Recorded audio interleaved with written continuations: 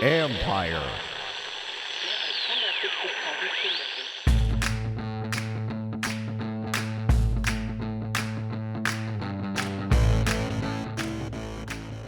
Hello and welcome to my podcast, a 2-game winning streak podcast.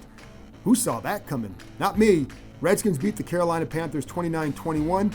I am joined by Les Carpenter from the Washington Post. We talked about a lot of the young players, Darius Geis, Dwayne Haskins. Some really good thoughts from Les on what he feels it means for these players, what he has seen from these guys over the last few weeks. All right, now I'm going to bring in Les Carpenter from the Washington Post, and we're not going to talk about Les's favorite topic, which are coffee houses in opposing cities, but we'll talk about the run game first. Is that okay, Les? I found a good place here in Charlotte, but we could talk about that later off the air. Yeah. But let's start with the run game. Darius Geis, just how good was it for the Redskins to see him do what he did today? I think it was huge. I mean, they've been waiting for this for 2 years now, and I mean, it's the injury last year, then the injury this year, then obviously the waiting around throughout camp, everything it's taken to get to this.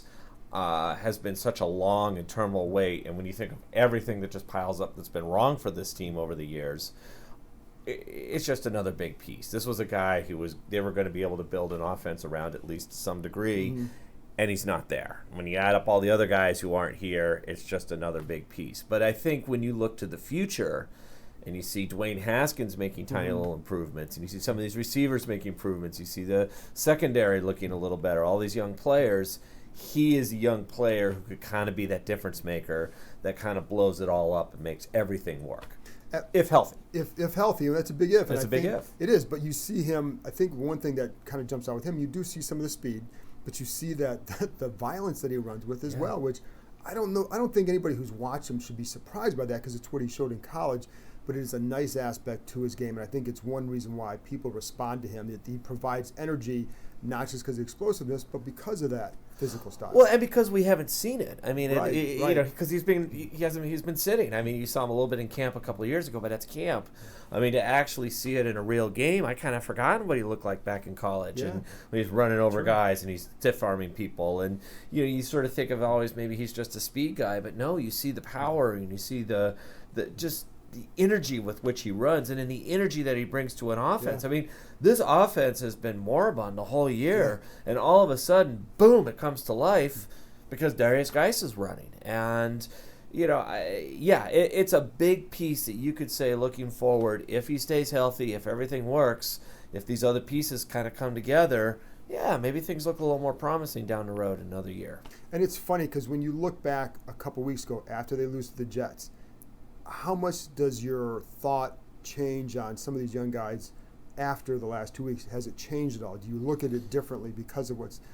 I don't know if I look at the young guys differently. I feel like a lot of things came together after that Jet game.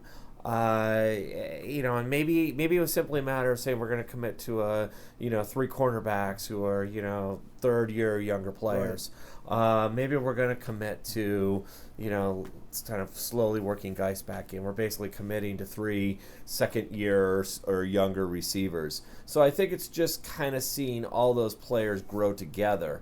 I don't know if anything has necessarily changed in terms of what I thought they could be. Haskins is probably the one that has made the biggest strides from looking sort of lost to suddenly saying, wow, okay, now you can see where he's growing each game. Maybe it's getting a little better for him. Right. So that's maybe from the Jet game, that might be the one that jumps out at me what the most. What is it that you've seen? What did you see from him against Carolina that showed some of that incremental progress? I think I'd go back besides being out there for the victory side. Right. Well, but you laugh, but that is one. I know. But also looking back, even last week, he missed some throws. Yeah. But if you think about it, he's making the right reads. He's getting the right protections. He's avoiding the rush a little bit better each week. And the throws that he made last week, while they weren't good throws, they were to the right people. Correct. Today, for the most part, I thought he threw to the right people. He's playing with really no tight ends. He's playing with a lot of young receivers. Again, Trey Quinn went down today.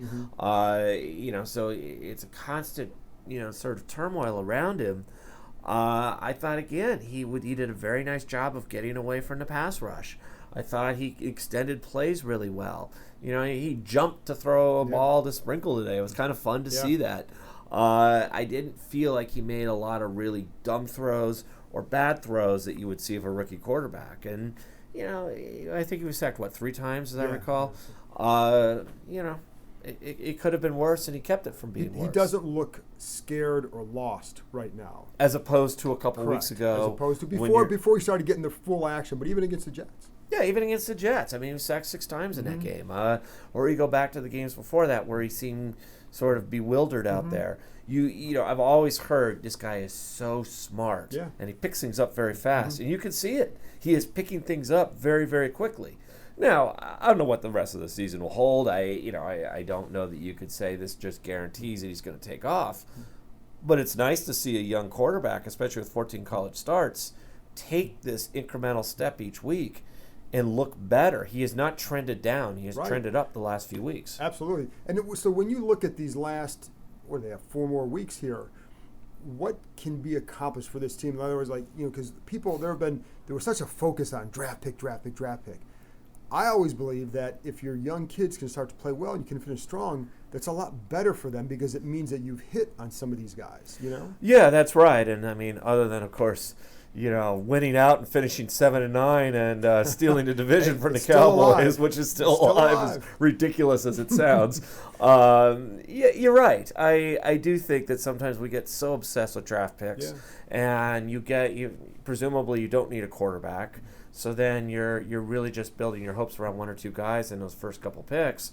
Yeah, wouldn't it be nice to know that you have maybe 5 or 6 or 7 first or second year guys that you think can kind of be, staples going forward here, and then you can kind of fill in around with the draft and in free agency because they will have some room to do that this year too. And then, then you go into the uncapped year next year or whatever it is, and maybe things take off a little bit. So I don't know. I agree with you. I don't think there's anything bad about finishing with 6 wins or 7 wins or whatever it is and say, wow, we got some guys to build around with, and we don't have to worry about getting the guy at number 1. Yeah, because that was the big thing. So, if they have the number 1 pick, do you take Joe Burrow? If Dwayne Haskins is showing improvement, that's what you need to see. It's an argument you don't need with this franchise right now. No matter what happens over the next few weeks, you would like the idea to go into next year with maybe getting a veteran quarterback, whether you bring Colt back or somebody else, Case Keenum or another guy to work with Dwayne and grow with Dwayne.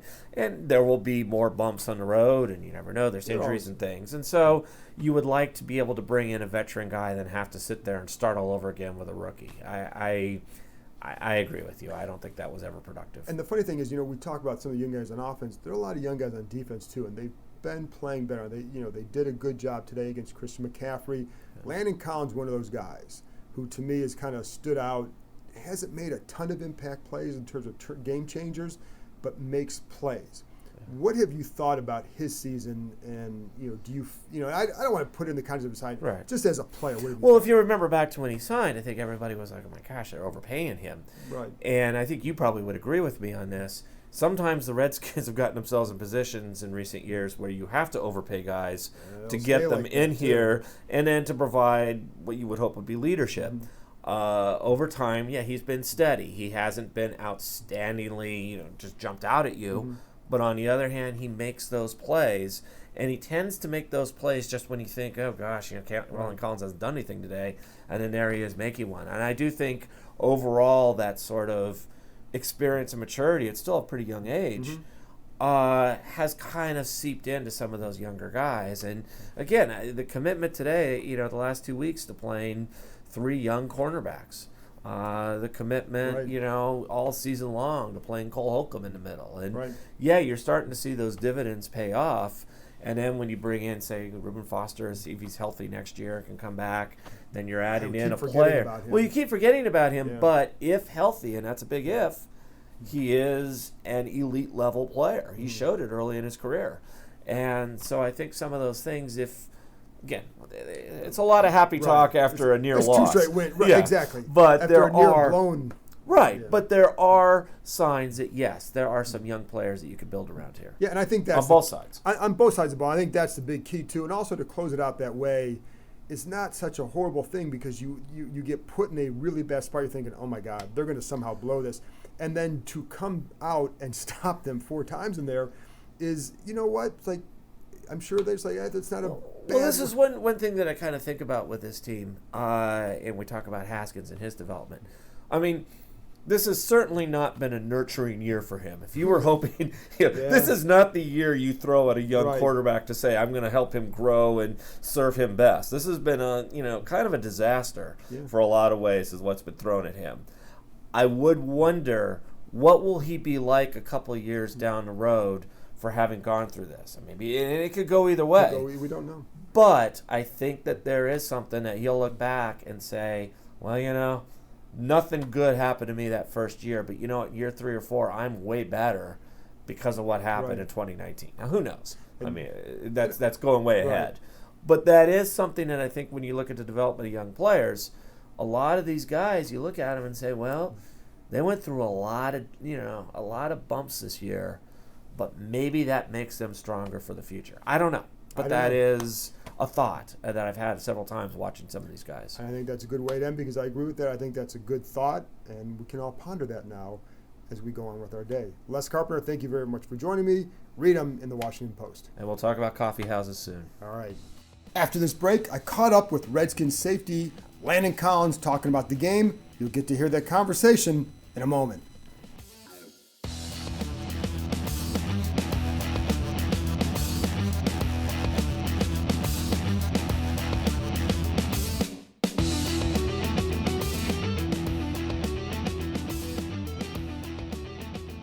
What was it that you guys were calling early that you said, okay, this isn't working? We were just calling too many blitzes, trying to get pressure too early, except for trying to fill out the game first, so we know what they like to do. Well, because you had success blitzing later in the game too. Yeah. What changed? Because Orchard gets the pressure off that. You draw 2 guys, you get another. You free up someone else. You figure out what they're going to do, what they come up with, the formation is, what they like to do personnel wise, and what personnel they was trying to deal with, and because we knew where they was going to go with the ball, but the first couple series they was doing things we wasn't prepared for. Like what? What were they doing? Just swap boost to stretch. We was more in tune in swap boost gap schemes. With the pass plays, they was doing 87 switches with different people, except for the guys we was studying. So you guys stop them, and then you get that last drive. It's first and goal at the 1 yard line, and you're thinking, uh-oh. What about that last sequence there? What about? I mean, so what are you guys saying in the huddle? What was that like to end the game? We know we had it. We just had to just do our job. We've been stopping them all. We thought we knew. We knew we had them. We just knew that we had to figure out what we're supposed to do. Just play our defense. We've been shutting them down all game, so that's why not do it again. But they have a lot of hype for Christian McCaffrey coming in. You guys did a pretty good job against him. What was the key there? The run game, we knew the run game like the back of our hand. So from that standpoint, we knew the gap schemes. Team gonna go back to what they know best and what they do best. So gap schemes, swap boost, pullers, stuff like that. That's what they got back to, and we played it out from there. And last thing, you have 2 outside linebackers who are basically signed this week at the end of the game, and yet they're going out there making plays. And what does that say about those 2? Oh, I just said that they did their job. They came and played. They did an excellent job studying, putting the work out, and made the best of the opportunity. And honestly, we pushed them on and put all the tasks on, but we kept it simple for them. I mean, we don't do much with our defensive ends, and we didn't do much with them having them drop too much, so it was pretty good. After this break, I'll be back with my 5 observations, including a couple more thoughts on Dwayne Haskins, one on Landon Collins, and I think there's an interview that J.P. Finley did on NBC Sports Washington with a particular player that I think you're going to want to go back and see if you can find it on Twitter, online somewhere. I'm going to tell you why I think you should.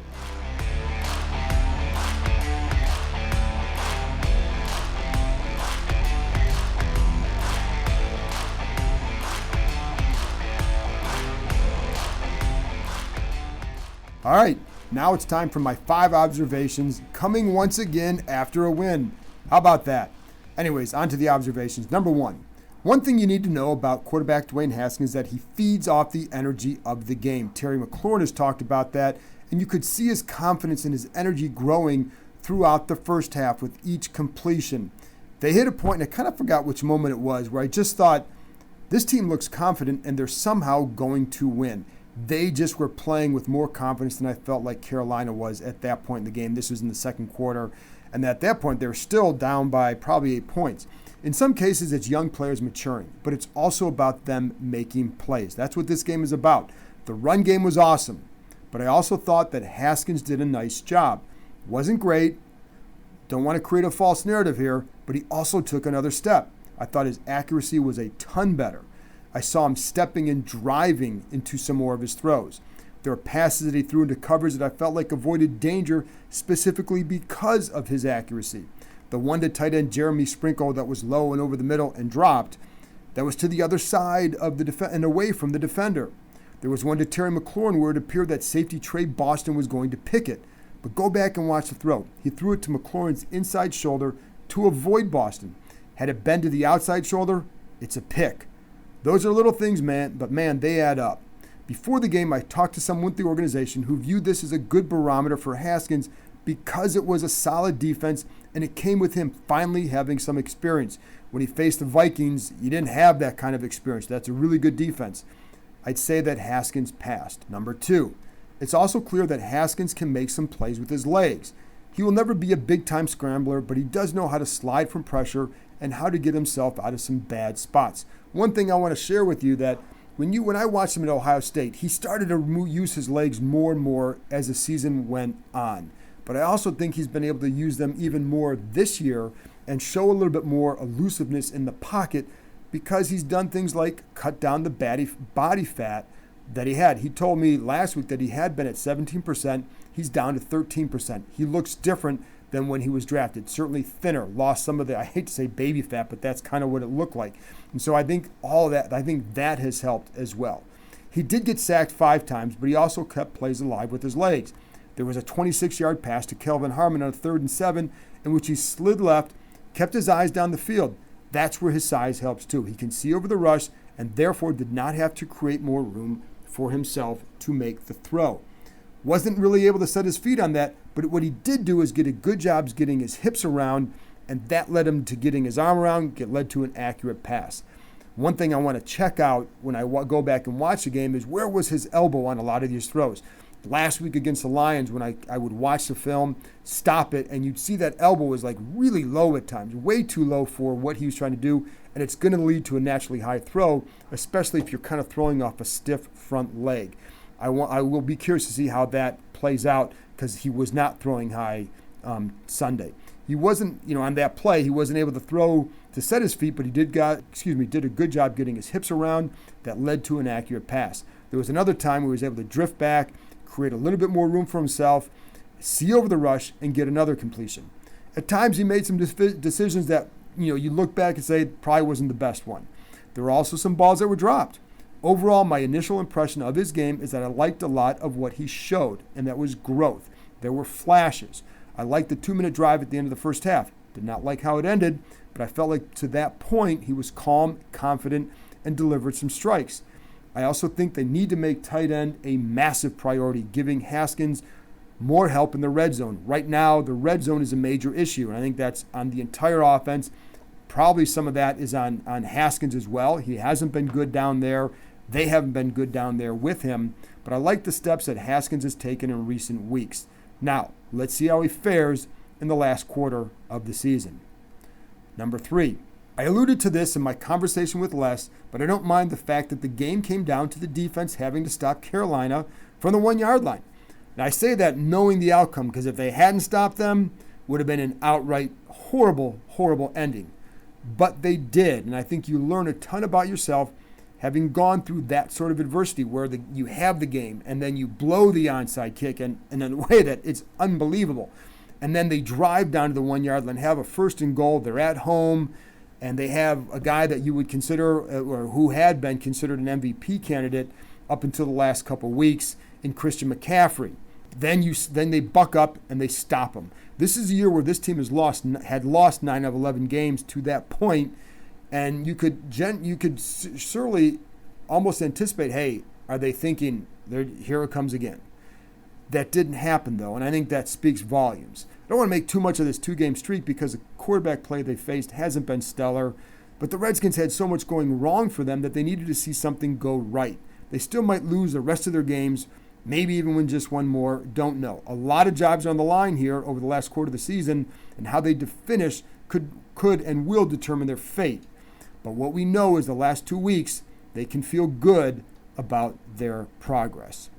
Number 4, I would also say for those wondering what they have to play for, go check out the interview that linebacker Nate Orchard did with JP Finley on NBC Sports Washington after the game. JP asked him about what it meant to him to be playing in the game and making the plays he did. Orchard started to tear up when discussing what this game meant to him after being out on the street until last week. He was terrific. It wasn't just the stop in the last play. In fact, he made a couple stops in that 4-down stretch to help win this game. He made other plays throughout the game. It was his effort all game. There were times where he chased down quarterback Kyle Allen from behind where it's like, wow, that was just good effort. So when you wonder why teams don't quit in a situation like that, or when you say, well, what do they have to play for? Think of a guy like Orchard. Maybe for fans there's nothing to play for, or you think there's nothing a team has to play for, but for a guy like Orchard, there's everything to play for. It will dictate his future. When you have guys like that and a lot of other young guys, it does provide a different sort of energy, especially if you can start winning. Finally, number 5, and I want to go back to Landon Collins, even though Les and I spoke a little bit about him for a minute or so. But I love what he adds to the defense. Again, I'm not debating the contract. Yes, it was a lot to pay a strong safety, whatever. What I'm looking at more about what he's done on the field for them. And I love how he attacks the line of scrimmage. When he sees it, he gets after it. Collins is a film junkie, and it shows in his play because of how decisive he often is. One thing I remember, I go back to the day he was signed or the day they had the press conference for him, and I was talking to Doug Williams about Collins, and one thing he said that Collins said he wanted to live near Redskins Park because he didn't want to waste a lot of time driving. He wanted to get home and do more film study. That's what he likes to do. And you can see it when he is decisive out there, man. And I think that goes back to that him being a film junkie. I also like that when he blitzed today, he helped teammates make plays. Orchard came free on one blitz because the tackle who started off on Orchard starts to help the guard because he sees Collins blitzing. That leaves Orchard free to chase down Allen from behind for a 2-yard gain on a 2nd and 17. Later, I think it was Ioannidis who got the sack when Collins blitzed on the right side, forcing Allen up into the pocket. I wouldn't call Collins a vocal leader necessarily. He speaks when necessary, but he is a good player, and I think he sets a good leadership example by his approach. He's only 25, and speaking of film junkies, and I want to kind of segue into this to close this out. We touched a little bit on Cole Holcomb earlier, another one of those young guys, but I wanted to point out the value of a guy like John Bostic. Bostic is, there are times people think he's been good, times where you say, what the hell is he doing out there? Whatever. Holcomb has always been a study guy, but I think playing with Bostic will help take those studies up a notch. Bostic often quizzes Holcomb about what he's doing, getting him to really think the game more than he had even in college. One reason Holcomb went from a walk-on at Carolina to a 5th-round pick and a starter here is because of the work he puts in. But I think Bostic has helped him focus or narrow that focus even more or help develop that skill even more. And there are times even on the field where he's saying, what do you see? What do you see? What do you see? He knows, and he said by doing that, he forces Holcomb to see it, but then it also helps determine, what Bostic is going to do off that. But it really helps Holcomb, I think, develop more of what is a major, major plus for him. I think you've seen fewer mistakes from Holcomb in the last couple weeks. Again, I don't want to go overboard on this because there is always a growing process for every rookie, but I do think whether you like Bostic as a player or not, I think there are times where he does help them out in that run game, but one thing I'll say about him, I do think he can be a future coach based on his knowledge and preparation. When you talk to him, he's a really smart player. He may not even be back here next year, but I do think there are players who will be here in the future who will have benefited from playing next to Bostic just because of how prepared he is. With that, I'm out. Thank you very much to Les Carpenter from the Washington Post for joining me. Thank you for listening, and thank you to Landon Collins for taking a few minutes after the game to discuss some of the key parts of Sunday's win over the Carolina Panthers. Have a good one, everybody.